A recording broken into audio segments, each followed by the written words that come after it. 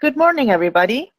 It's a pleasure to greet you today and to welcome you on behalf of the NBSAP Forum to the second webinar of Part 2 of the Introduction to Resilience for Development MOOC, Applying Resilience Thinking to National Biodiversity Plans, offered by the United Nations Development Program.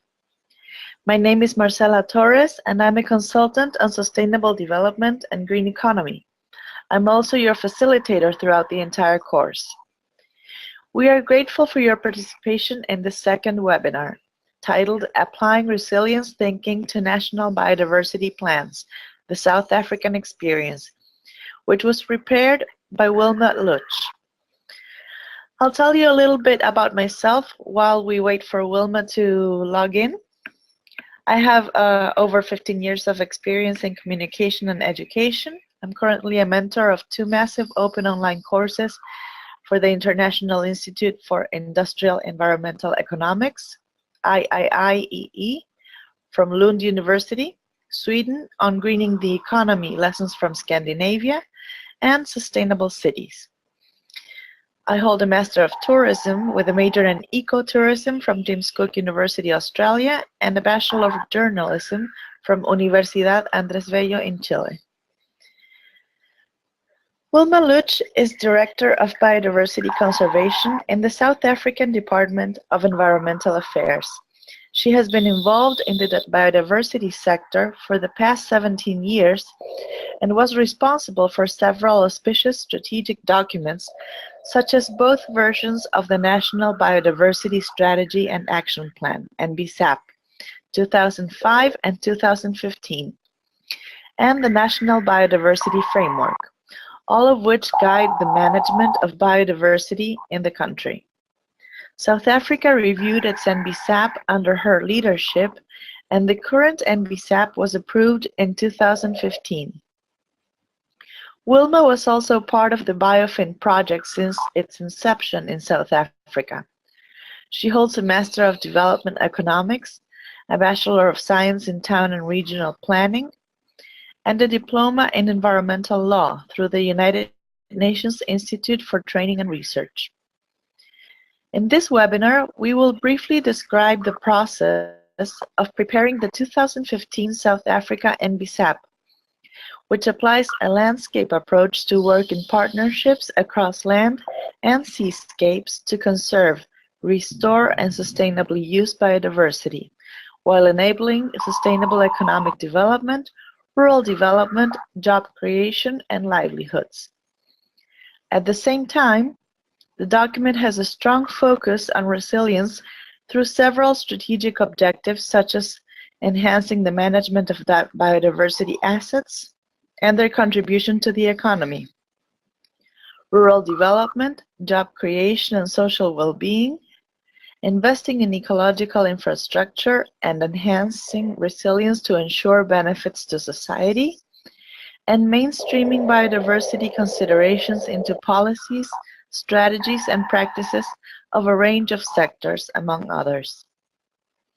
It's a pleasure to have you all here today. Before we begin, I would like to remind all of you of some rules and dynamics in the NBSAP Forum webinar sessions. Microphones will be muted during the presentation. This reduces interferences and facilitates communication. We will have a 30-minute presentation, followed by 30 minutes of questions and answers. Please send us in advance your questions or raise your hand in the control panel of GoToWebinar. If you want to speak and the connection allows it, I will open your microphones during the Q&A session. This session is being recorded and it will be available on the NBSAP Forum website, www.nbsapforum.net. All participants will receive an email with a link to watch it, as well as a list of resources related to the topic. Okay, now we will begin with the presentation. As I said, we will be covering how resilience thinking was applied to National Biodiversity Plan in South Africa.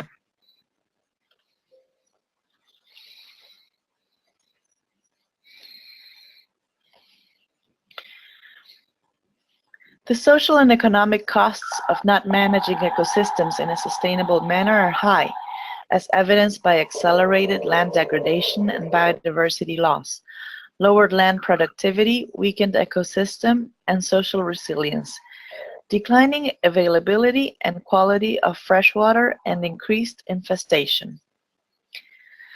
These impacts compromise the quality of life of all South Africans, especially the rural poor who rely daily on biodiversity resources to meet their subsistence needs.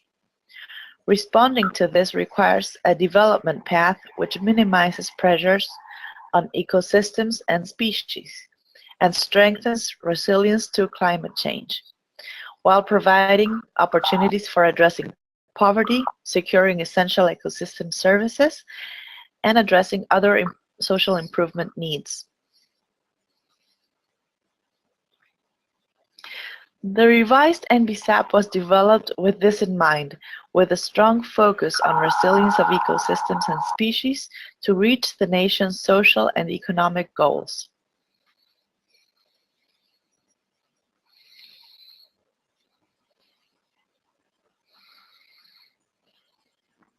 South Africa is one of the world's most diverse countries in terms of ecosystems and species, with 9 different terrestrial biomes: Fimbos, grassland, savanna, Namakaru, succulent Karoo, forest, subtropical thicket, Indian Ocean coastal belt, and desert.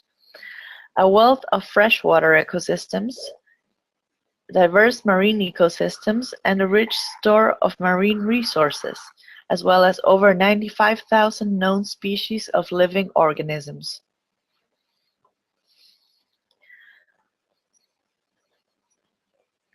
The underlying drivers or pressures are related chiefly to patterns of consumption and production, often for the benefit of the relatively wealthy. Unfortunately, it is frequently the poor or vulnerable who bear the socioeconomic and cultural implications of impacts on biodiversity. Examples of some of the implications of impacts on biodiversity assets and ecological infrastructure include degradation or loss of the ability of ecological infrastructure to provide services that are essential for supporting built infrastructure, contributing to water security and food security, and reducing the risk of disasters such as floods and droughts. Loss of livelihoods through impacts to biodiversity assets that many South Africans depend on directly or indirectly for production, trade, or consumption. Impacts to food security, as agriculture is intricately dependent on biodiversity in many ways. Examples include the dependence on water for irrigation that is supported by healthy catchments, reliance of some cultivated crops on wild pollinators, etc. Tourism relies significantly on biodiversity assets, the protected area network being a significant draw for tourists. The revised NBSAP is based on the fact, here we can see how the biodiversity is affected by all of these drivers.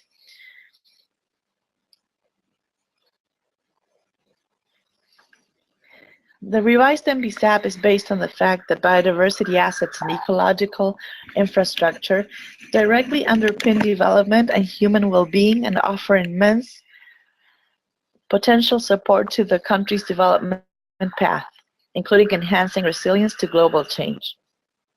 This is enabled by taking a landscape approach to working in partnerships across land and seascapes to conserve, restore, and sustainably use biodiversity, while enabling sustainable economic development, rural development, job creation, and livelihoods.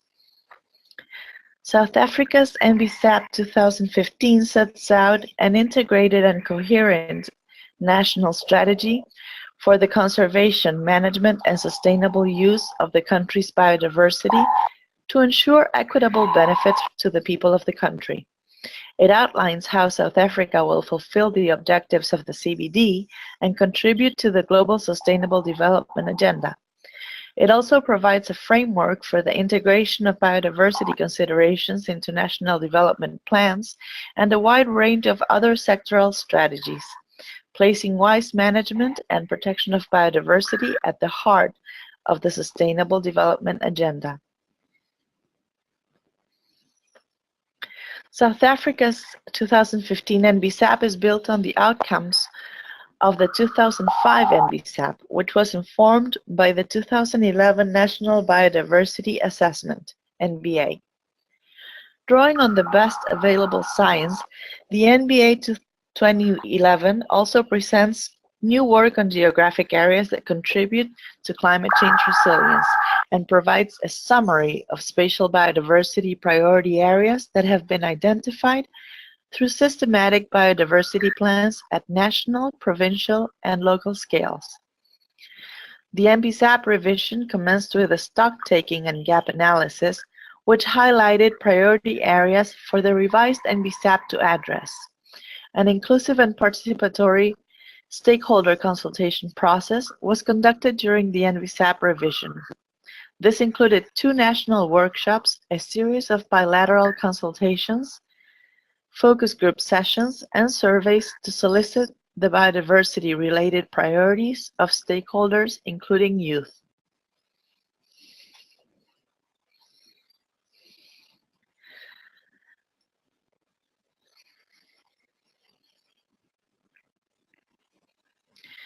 The NBSAP 2015-2025 identifies 6 strategic objectives, under each of which key outcomes, activities designated as high, medium, and low priority, and medium to long-term targets are described in detail. First, we have the overall vision to conserve and manage and sustainably use biodiversity to ensure equitable benefits to the people of South Africa now and in the future. This is the key for sustainable development. Strategic Objective 1 is the management of biodiversity assets and their contribution to the economy, rural development and job creation, and social well-being is enhanced. This includes 4 outcomes and 21 activities. Strategic Objective 2, investments in ecological infrastructure enhance resilience and ensure benefits to society, includes 2 outcomes and 8 activities. Strategic Objective 3, biodiversity considerations are mainstreamed into policies, strategies, and practices of a range of sectors, includes 6 outcomes and 37 activities. Strategic Objective 4, people are mobilized to adopt practices that sustain long-term benefits of biodiversity, includes 2 outcomes and 7 activities. Strategic Objective 5, conservation management of biodiversity is improved through the development of an equitable and suitably skilled workforce, includes 4 outcomes and 21 activities. And Strategic Objective 6, effective knowledge foundations, including indigenous knowledge and citizen science, supports management, conservation, and the sustainable use of biodiversity, includes 5 outcomes and 21 activities.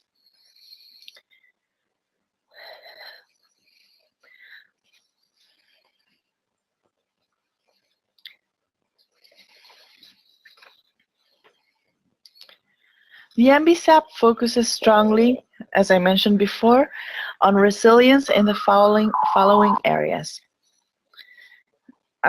We have Strategic Objective 1, for example, includes the sustainable management and use as emphasized as overexploitation of many species and ecosystems remains as a major threat to biodiversity.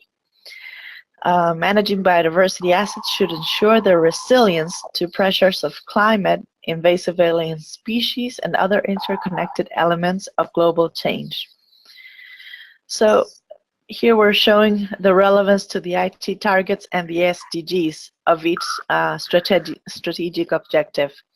So it relates to the IT targets that you see there on the screen and the SDGs as well.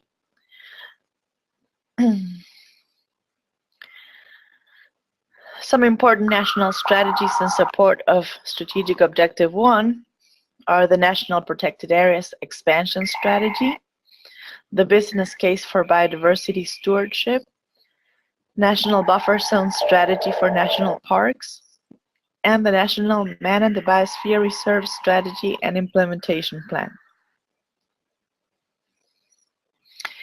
Now in Strategic Objective 2, investments in ecological infrastructure to enhance resilience and ensure benefits to society. Ecological infrastructure refers to naturally functioning ecosystems such as wetlands, healthy mountain catchments, and rivers that deliver valuable services to people. They are affected by the spread of invasive alien species, land degradation, and changing weather patterns due to climate change. Impact on the ability of ecological infrastructure to provide essential services, influence human health and welfare. Hence, it is required to invest in the maintenance, restoration, and protection of ecological infrastructure to enhance the resilience of ecosystems to better withstand pressures from climate change. And here you can see the related Aichi targets and sustainable development goals as well. The important national strategies and programs that support Strategic Objective 2 are the Framework for Investing in Ecological Infrastructure, Strategic Framework and Overarching Implementation Plan for Ecosystem-Based ecosystem-based approach in South Africa 2016, and the National Strategy for Dealing with Biological Invasions in South Africa. We also have the Biodiversity Sector Climate Change Response Strategy, Climate Change Adaptation Plans for South African Biomes, and the National Water Resource Strategy version 2. The Water Research, Development and Investment RDI Roadmap is another important instrument, as well as the Framework for Investment in Environmental and Natural Resource Management for a Green Economy.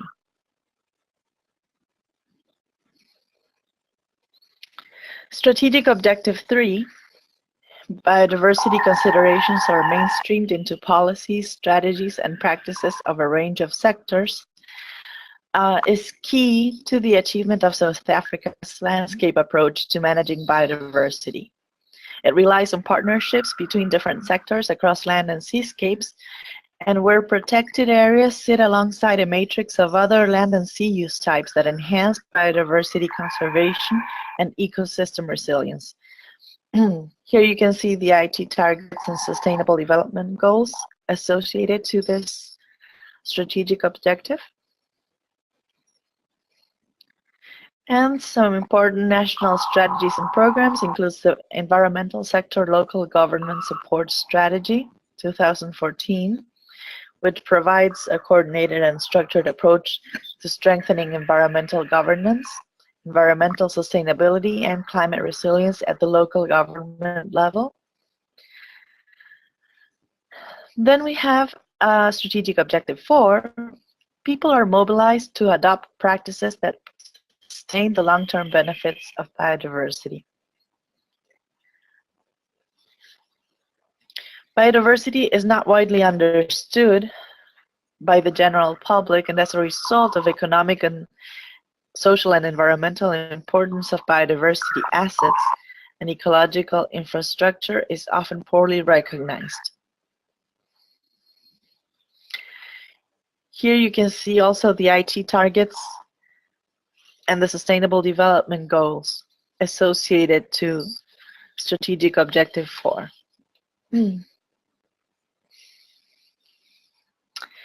For Strategic Objective 5, conservation and management of biodiversity is improved through the development of an equitable and suitably skilled workforce. It is important to harness the benefits of South Africa's biodiversity assets and ecological infrastructure, which requires an equitable and skilled workforce of biodiversity professionals and technicians to implement the sector's expanding and increasingly complex mandate. You can see here the relevant IT targets and sustainable development goals, as well as some important national strategies and programs that support this strategic objective, which are a human capital development strategy and the environmental sector skills development plan for South Africa.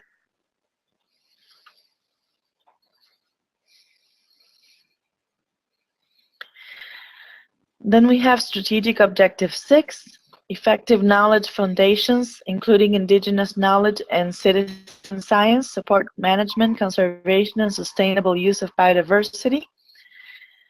Strong knowledge foundations underpin effective management, conservation, and sustainable use of biodiversity, which also supports the delivery of services and benefits to society.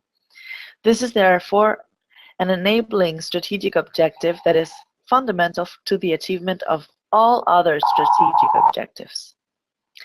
You can see here the relevance to the different IT targets and sustainable development goals.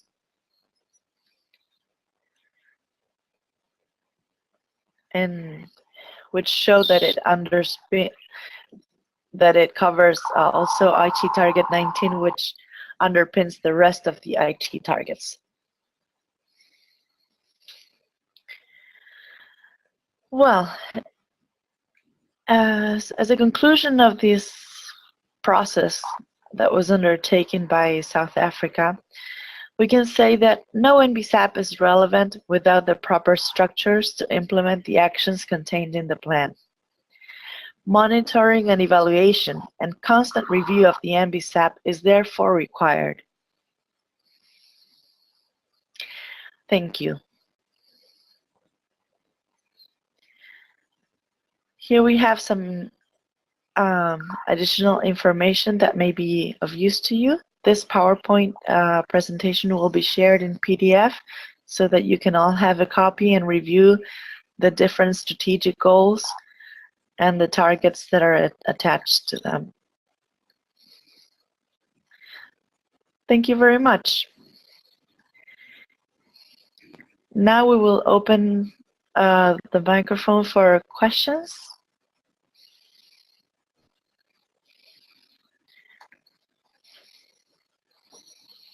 Hello, Marcela. This is Marion Marigot. I am working with UNDP. I'm based in France, but working with UNDP in New York. I had a question on, I understand the speaker has not joined yet for some technical issues, so I will ask to you, but also to other participants, if maybe we can have a group discussions. I would like to understand what is the importance of the regional aspect in such questions of, biodiversity and enhancing biodiversity for, social and economic benefits. So how can, for instance, countries from, South America or Africa could gather together, and how could they share the best practices? And if so, what would be the important points to share among the participants? I think that's an interesting question. I've had some experience reviewing NBSAPs from Latin America, and like you say, there are a series of common issues that are faced by the different countries in the region that could be addressed with a regional focus. For example, climate change is one of them.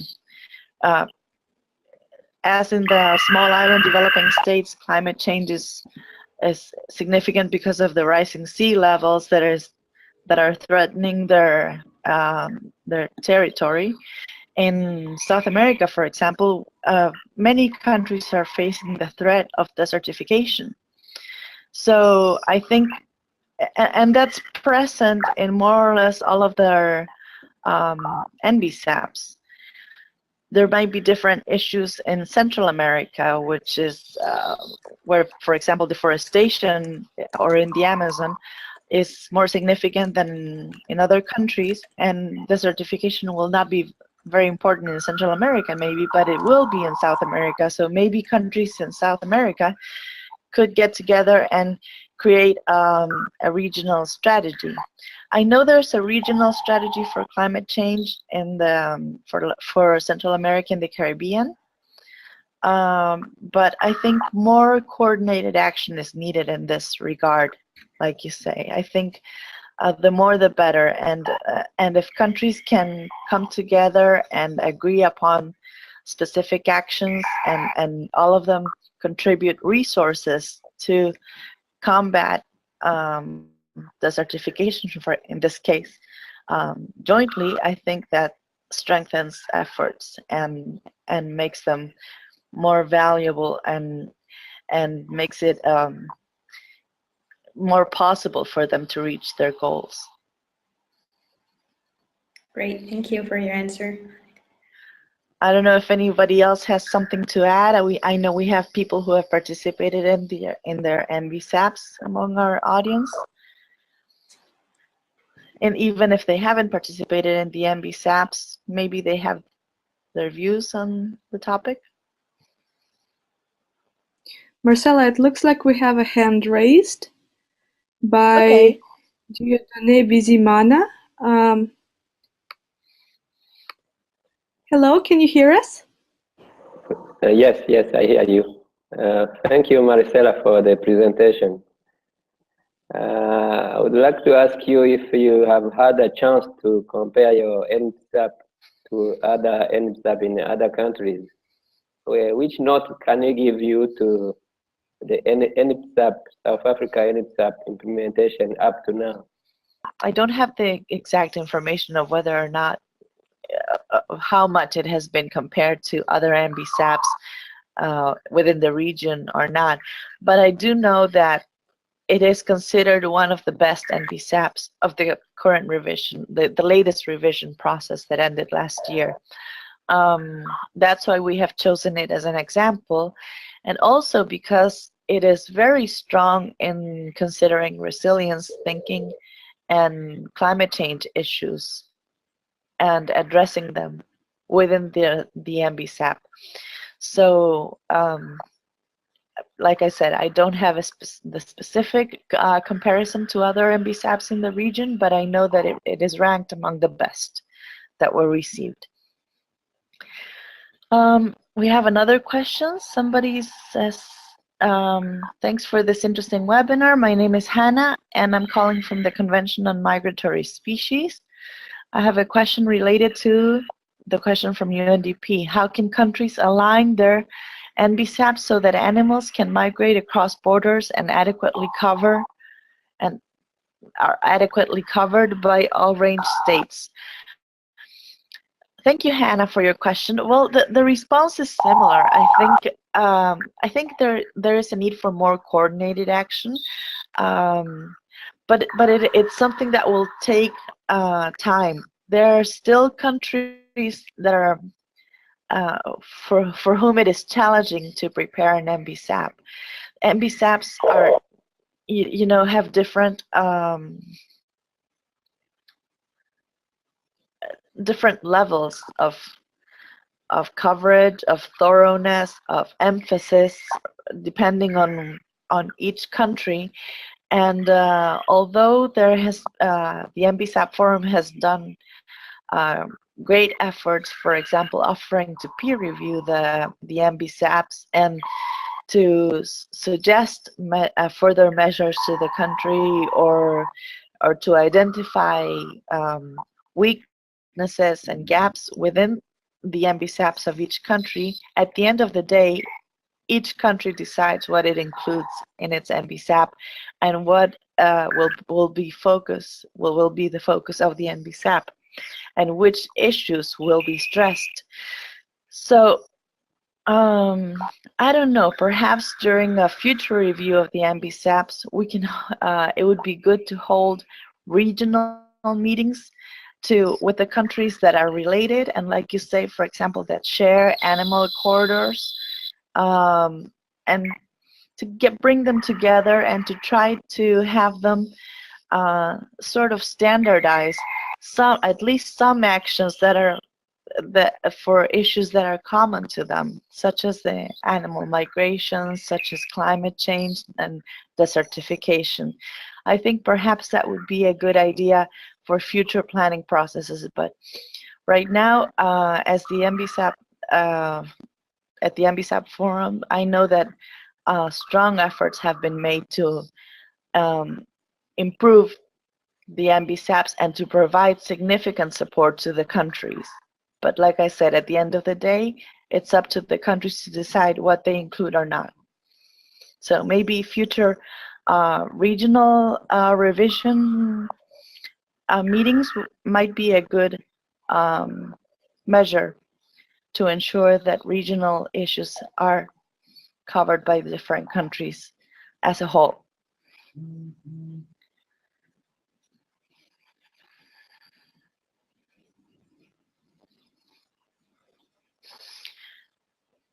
Do we have any more questions?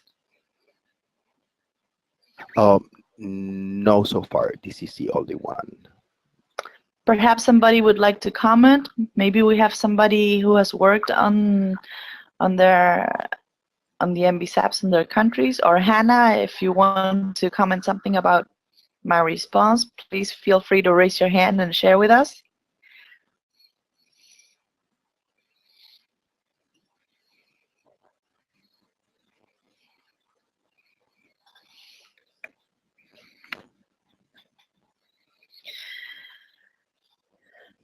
Okay, well,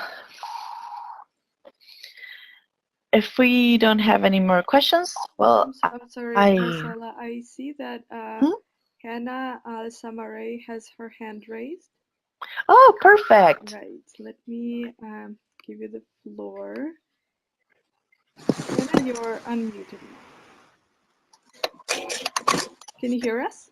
Oh, yes. Can you hear me? Okay. Yes, wonderful. Hi, Hannah. Hello, everyone. Hello, Marcela. Thank you very much for this great answer. I think that sounds very promising to go to this regional level and discuss issues that stretch beyond the national level, even though the NBSAPs are a national focus.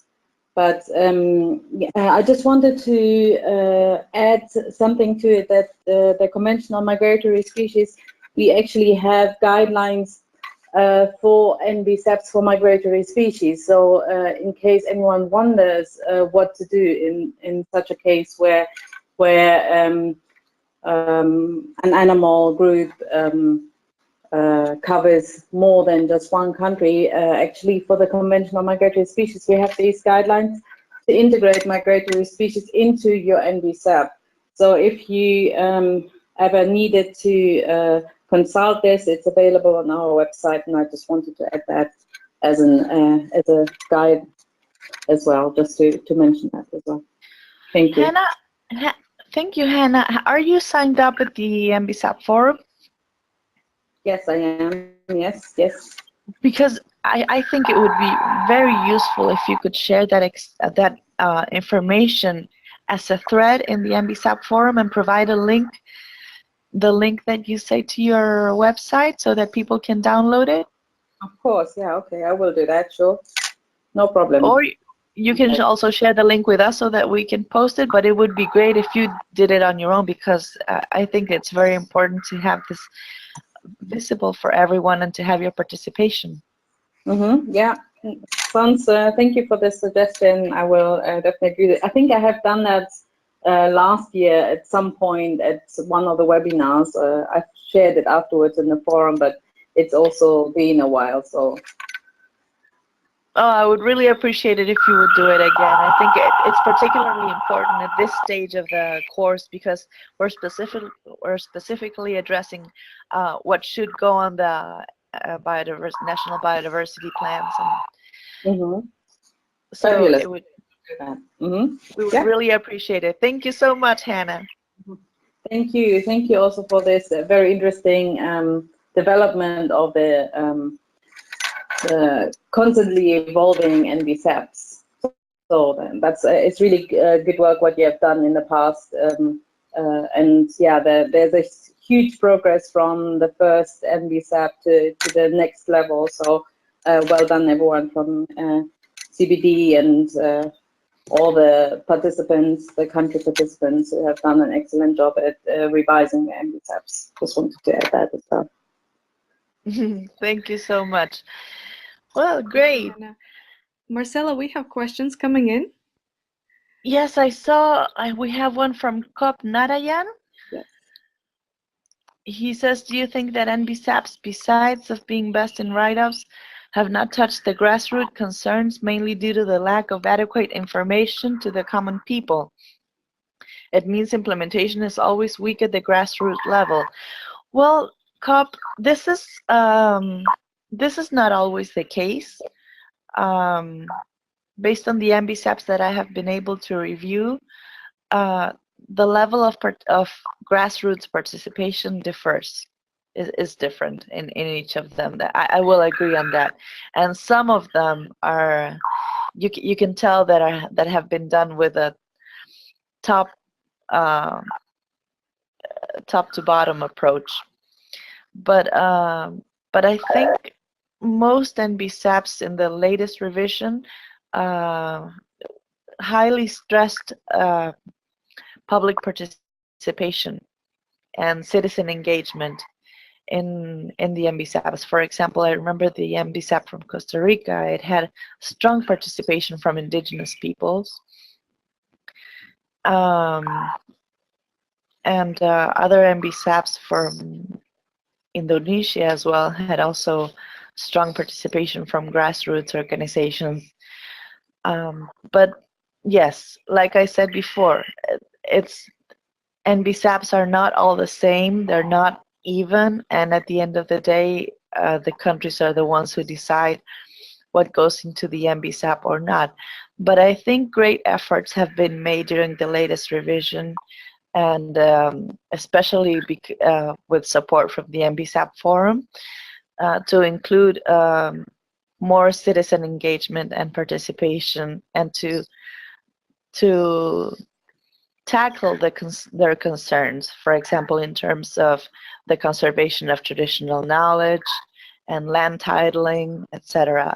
All of those issues are covered in the peer reviews that were done by the NBSAP Forum, and in suggestions made to the countries that needed to strengthen that. So I think I am more optimistic than you, Kop, in this regard. Maybe in Nepal, where you're from, I don't know what the specific case was in that country. I'm not familiar with the Nepal NBSAP, but from what I've seen, I know that great strides have been made to include citizen engagement into the NBSAPs.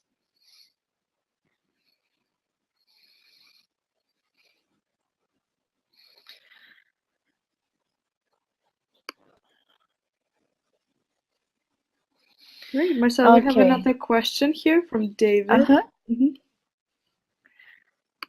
ahead. And it says, how is the work behind the drafting revision of NBSAPs coordinated with non-national actors, and who are these? Who represents the CBD, for example? Well, that depends on the country as well.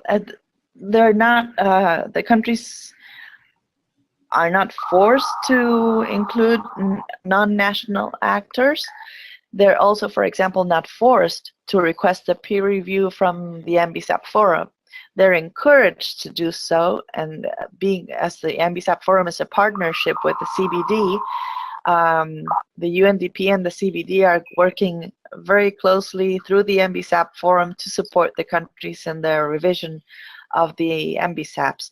But no country is required to invite any international actor or to have a CBD representative overseeing on the ground what the NBSAP work is like in each country.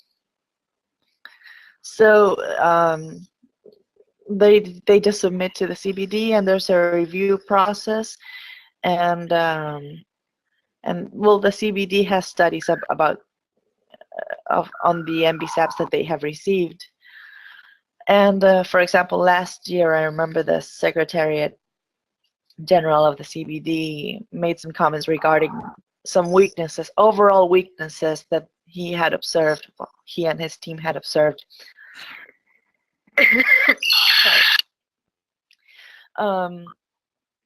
In some NBSAPs, and he said that some goals, some targets, for example, were very low in comparison to what they expected at the CBD in terms of commitment from the countries. But like I said, that's an overall perception, but it doesn't include every country. There are countries such as South Africa, which is the case that we have seen right now, that have outstanding NBSAPs, and that in some measure become sort of a benchmark for other NBSAPs to follow. But it all depends on very specific issues that countries have. Unless there are regional things like we discussed before with Hannah, like migrating animals and desertification. Otherwise, countries have their very specific issues, and they would have the final word on what to include or not in the NBSAP, and they're not forced to have an international organization overseeing every single detail of the process. I hope I answered the question. Great. Thank Do you, we have any Marcela. other questions? Yes, we Okay. do, in fact. We have a question from Majid. Hello, I have a question about the plans which can be applicable in the case of conservation of endangered or rare species or damage in ecosystems. Thank you for your response.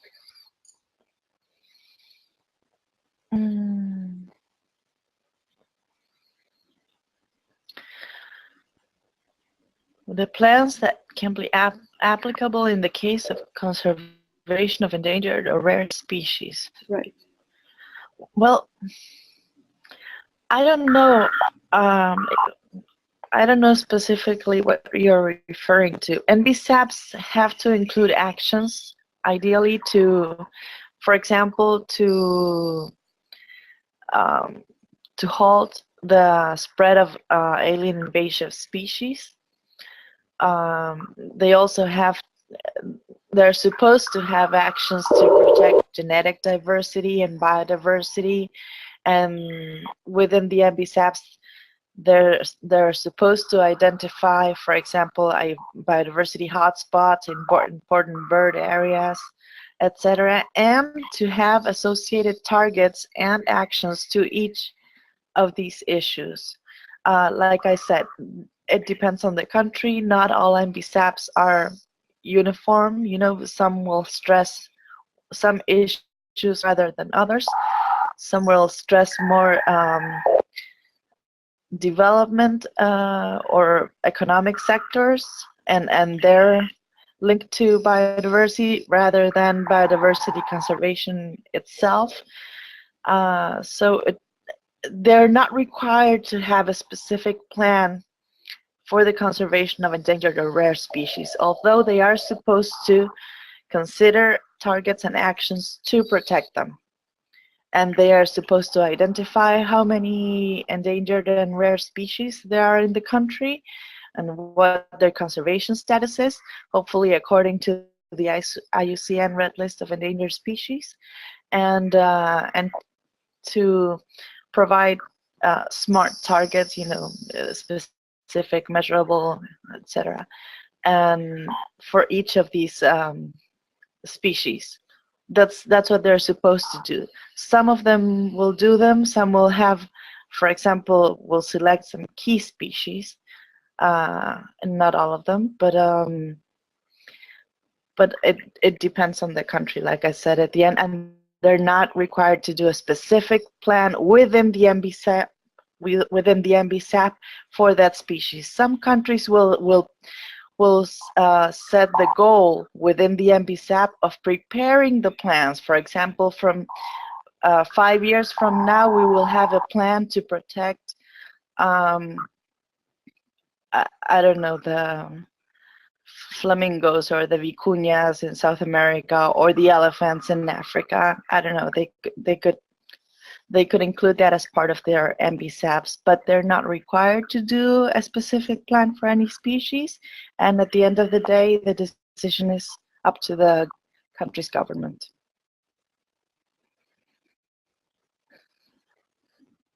Do we have any? I don't know if that answers enough. If we have. Thank you, Marcela. If she wants to I don't comment. see any other questions at this time. Are there any participants that would like to comment or ask additional questions? We can give you the word. Okay, I think we have somebody typing their question right now.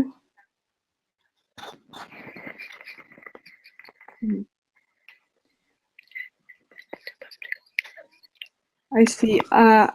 Anushridha might have a question, Okay.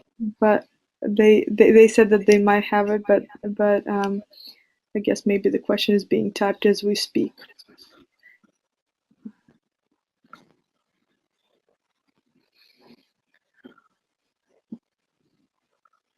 Got it. How much pressure can the UN put on countries to implement the NBSAP? Thank you for your question. Well, that's a tricky question. I don't. How much pressure? It's really complicated. Countries are committed and held to comply with the Convention on Biological Diversity, and which is the one that organizes this entire NBSAP revision process. And the United Nations Development Program, as I said, is in partnership with the CBD, has this NBSAP forum to provide support to the countries. But unless a country flagrantly breaches the convention, it's difficult to force them to do anything.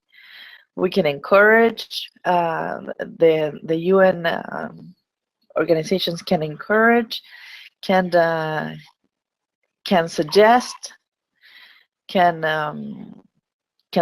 send notes to the country and say, you know, we expect this from you. We think this is important, but at the end of the day, it's unless they're breaching unless a country is breaching the convention by, for example, promoting hunting of an endangered species or something like that, it's very difficult for the United Nations to go and force a country, because countries have their own sovereignty, and that's also crucial in world diplomacy.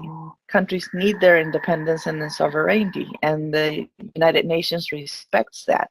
Although countries also have to be held liable for breaching any of the conventions that they are signatory to. But unless they are doing something that is flagrantly against the convention, it's very hard to enforce any actions against the country. That's why the NBSAP Forum plays such a significant role in terms of guiding the countries and partnering with them to try to come up with the best NBSAP possible within their capabilities, and, you know, providing expert reviews and support to suggest where weaknesses and gaps are in the national biodiversity strategies and action plans. But that's as far as we can go for now. Thank you, Marcela. This was a great answer. Michael is asking you to clarify what Aichi stands for. Oh, Aichi is not an acronym. It's actually a city in Japan where the IT targets were agreed. Okay, that's why they're called the IT targets. It's just the place where they met. Okay, and well, there are many targets, and the one that's target 11 is the one that's specifically related to biodiversity, and those targets have to be met according to the IT plan. They should be met by 2020. And well, after the IT targets in 2015, the United Nations adopted the Sustainable Development Goals, and many of the IT targets have been included in the Sustainable Development Goals, which run until 2030. So, so countries that are signatory to the Convention of Biological Diversity are especially encouraged to try to comply with IT Target 11 by 2020 and with the Sustainable Development Goals.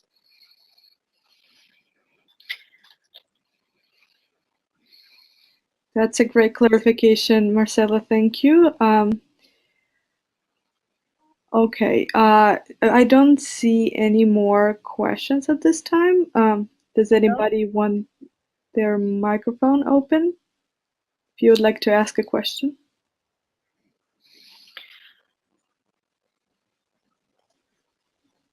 I'm going to share, well, we can share later the link to the IT targets and to the Sustainable Development Goals, I think, once we send them the webinar recording so that people can have it. And then all of you can compare the IT targets to the Sustainable Development Goals and see how they overlap, and the Sustainable Development Goals build up, and in many ways build upon the IT targets in terms of sustainable development and biodiversity conservation.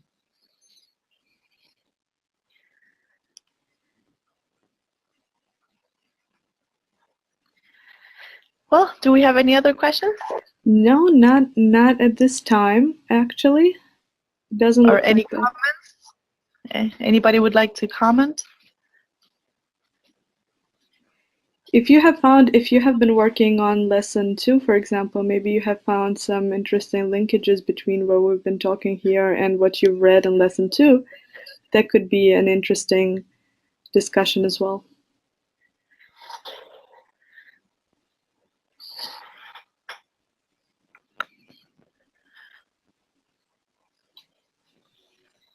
Okay, well, well, thank you everyone for attending this webinar. Hannah, we're expecting your NBSAP post with the with the link to the guidelines for including migrating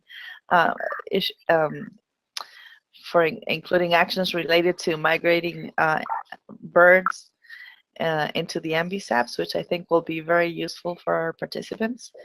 And thank you all for your time. And don't forget to please check out our website, www.nbsapforum.net, to get the latest news regarding this webinar and the Introduction to Resilience for Development MOOC. You will also find a PDF copy of the presentation and a link to the recording, which will be available on our YouTube channel. For further information, please visit the NBSAP forum or follow us on Facebook and Twitter.